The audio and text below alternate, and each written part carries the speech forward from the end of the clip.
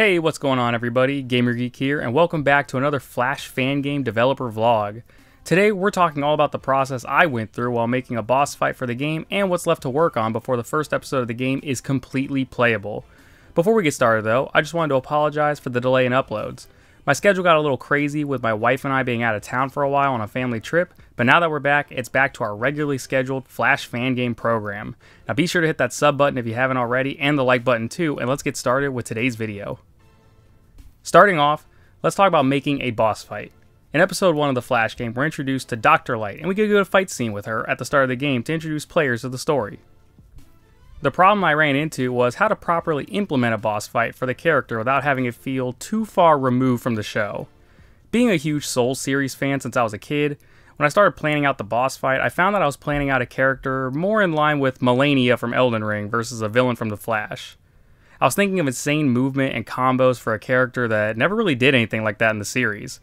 Dr. Light was never a major threat like Reverse Flash or Gorilla Grodd, and while her powers are cool and could be used for various bullshit mechanics straight out of Dark Souls, it wouldn't really make much sense to have the character use moves straight out of Promised Consort Radahn's moveset since it's not something she ever did in the CW. That being said, these boss fights aren't meant to be something that ends in an instant.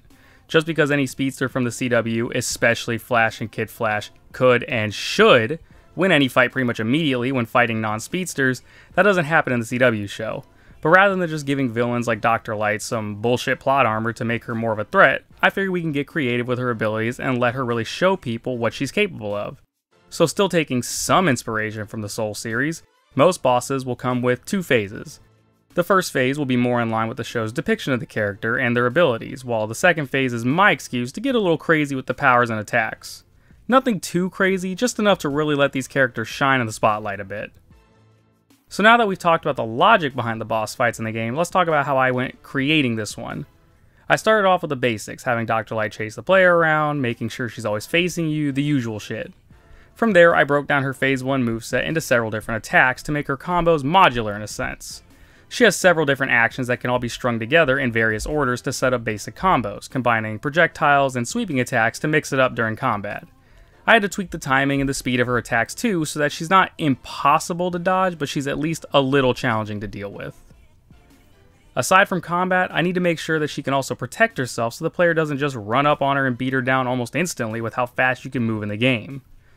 So I figured out how to have her react when she takes too much damage.